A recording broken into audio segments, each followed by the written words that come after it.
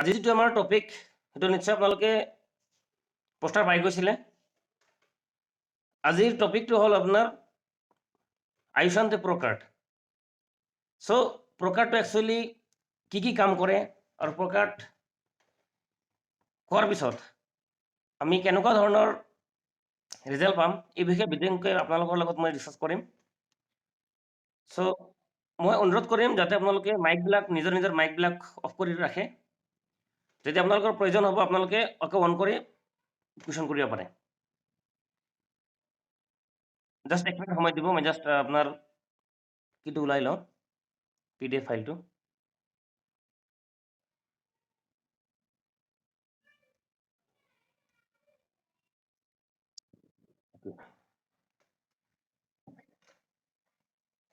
Zaman sir screen visible আছে না? Hello, screen visible আছে? থ্যাংক ইউ মনোহর স্যার। সো আজি যেটো প্ৰডাক্টৰ বিষয়ে আমি কথা পাতিম এটা হ'ল আপোনাৰ আয়ুষান্তে প্ৰকাৰ্ড। সো আয়ুষান্তে প্ৰকাৰ্ডত একচুৱেলি কি ইনগ্ৰেডিয়েন্টছ আছে সেইটো আমি ফাৰ্ষ্ট জানিম। ফাৰ্ষ্ট ইয়াতে আছে আপোনাৰ অৰ্জুনা আৰু ইয়াৰ বটানিকেল নামটো হ'ল টাৰ্মিনেলিয়া অৰ্জুনা আৰু ইয়াৰ বেনিফিটটো হ'ল popularly known as a heart tonic. It helps in maintaining healthy heart function. So আমি বিশেষকে মোৰ যেটো মনত পৰে সৰু অৱস্থাত যেতিয়া স্কুলত পঢ়িছিলোঁ, মেবি ক্লাছ 8-9ত তেতিয়া দেউতাই এটা টনিক আনি দিছিলে, এইটো ব্ৰেইন টনিক। কিন্তু আমি হাৰ্টৰ কথা মনত পালে কিন্তু আমি টনিক নাখাওঁ। চ' এই যেটো অৰ্জুনা যেটো আপোনাৰ ইনগ্ৰেডিয়েন্ট আছে, অৰ্জুনাটো এজ এ হাৰ্ট টনিক হিচাপে কাম কৰে। হাৰ্টৰ সমস্যা থাকিলে যে খাব পাৰিম এনেকুৱা কথা নাই। আমি যিকোনো ব্যক্তিয়ে এজ এ হাৰ্ট টনিক আমি আমাৰ যেটো আয়ুষ্মান্তে প্ৰডাক্ট খাব পাৰোঁ, কাৰণ ইয়াতে অৰ্জুনাটো আছে। তাৰ লগতে এইটোৱে যেটো আপোনাৰ এটা সুস্থ হাৰ্টৰ যেটো ফাংচনিং কৰাত মেইনটেইনিং কৰাত বহুত সহায় কৰে। নেক্সট যেটো ইনগ্ৰেডিয়েন্ট আছে ইয়াতে হ'ল আপোনাৰ অশ্বগন্ধা আৰু ইয়াৰ বটানিকেল নামটো হ'ল উইথানিয়া somnifera আৰু এটা একচুৱেলি পাৱাৰফুল যেটো cardio protective agent and adaptogen. লগতে এইটো ষ্টিমুলেট কৰে এন্টিঅক্সিডেন্ট এনজাইম আৰু লগতে যেটো আপোনাৰ হাৰ্মফুল ফ্ৰী ৰেডিকেল আছে, হাৰ্মফুল ফ্ৰী ৰেডিকেলবিলাক হাৰ্টৰ পৰা ওলাই দিয়াত সহায় কৰে। নেক্সট যেটো ইনগ্ৰেডিয়েন্টছ আছে সেইটো হ'ল আপোনাৰ গাৰ্লিক, লেচন বা লেচন বুলি কোৱা হয়। চ' কাৰোবাৰ মাইক অন হৈ আছে, কাইণ্ডলি অফ কৰিব।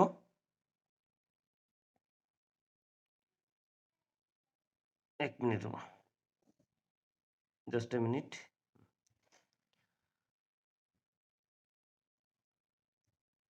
চ' ইয়াৰ বটানিকেল নামটো হ'ল allium সেটিভাম। It supports healthy heart rate, helps in lowering cholesterol level in the blood. আমি পাকঘৰত আমি এইটো বস্তু প্ৰত্যেকজন ব্যক্তিৰ ঘৰত থাকে, আমাৰ যেটো মানে নহৰু বুলি কওঁ আমি, বা আপোনাৰ এইটো কমনলি যেটো কোৱা হয় সেইটো হ'ল গাৰ্লিক আৰু লেচন বুলিয়ে কয় বহুতে। একচুৱেলি এইটোৱে কি কৰে, যেটো আমাৰ কলেষ্ট্ৰল লেভেল ব্লাডৰ পৰা কলেষ্ট্ৰল লেভেলটো কমোৱাত সহায় কৰে। তাৰোপৰি যেটো হাৰ্ট ৰেট, যেটো আমাৰ হাৰ্ট ৰেট থাকে সেই হাৰ্ট ৰেটটো হেল্থি কৰি ৰখাত সহায় কৰে। তাৰ লগতে ইয়াতে আছে আপোনাৰ 3 নম্বৰ যেটো ইনগ্ৰেডিয়েন্ট সেইটো হ'ল আপোনাৰ গুগুল। এইটোৰ বটানিকেল নামটো হ'ল আপোনাৰ বালসামোডেম ড্ৰনমুকুল আৰু এইটোৱে বিশেষকৈ আপোনাৰ হাৰ্টটোক ষ্ট্ৰং কৰে। তাৰ লগতে কলেষ্ট্ৰলটো আপোনাৰ ৰিডাকশ্যন কৰাত সহায় কৰে। নেক্সট যেটো আপোনাৰ ইনগ্ৰেডিয়েন্টছ আছে সেইটো হ'ল আপোনাৰ ইস্কু সুগাৰ কেন আৰু ইয়াৰ বটানিকেল নামটো হ'ল সাক্কাৰাম অফিচিনাৰাম। ইয়াতে কি কয় policosanol in saccharum officinarum is beneficial in lowering serum cholesterol level and in prevention of the onset of atherosclerosis. যেটো আগৰ যেটো আমাৰ কম্পেটিশন আছিলে সেইটো হ'ল আপোনাৰ যেটো গাৰ্লিকে কি কৰে, আপোনাৰ ব্লাডৰ পৰা যেটো কোলেষ্ট্ৰল লেভেলটো লোৱাৰিং কৰাত সহায় কৰে। আৰু গুগুল যেটো আছে ইনগ্ৰেডিয়েন্টছ এইটোৱে আপোনাৰ হাৰ্টটোক ষ্ট্ৰং কৰে। লাষ্ট যেটো আছে আপোনাৰ সুগাৰ কেনে স্পেচিয়েলি এইটো কি কৰে, আপোনাৰ চিৰাম চিৰাম যিটো থাকে ব্লাড আৰু চিৰামটো বেলেগ ধৰণৰ বস্তু, দুটা ঠেপাৰৰ বস্তু। চিৰামত থকা যিখিনি কলেষ্ট্ৰল আছে সেইখিনি আপোনাক কমাই দিয়াত সহায় কৰে, তাৰ লগতে আপোনাৰ যিটো প্ৰিভেণ্ট কৰাত সহায় কৰে এথেৰ'স্ক্লেৰ'চিছ।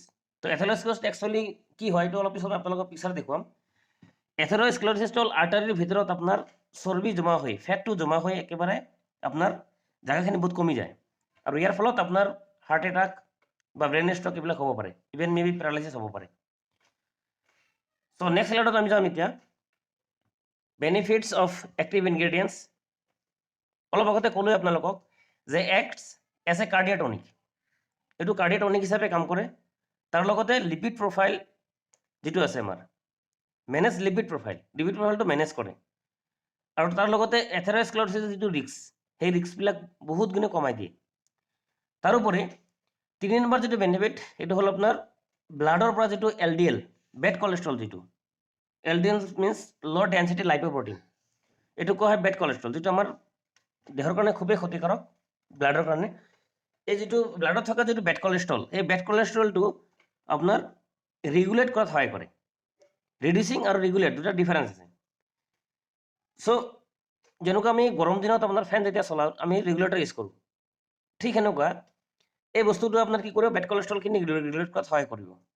তাৰ লগতে ব্লাডত থকা যিখিনি গুড কলেষ্ট্ৰল আছে এইটো কোৱা হয় HDL হাই ডেঞ্চিটি লাইপ'প্ৰটিন। এই হাই ডেঞ্চিটি লাইপ'প্ৰটিনটো কি কৰে আপোনাৰ এইটোক ইম্প্ৰুভ কৰাত সহায় কৰে।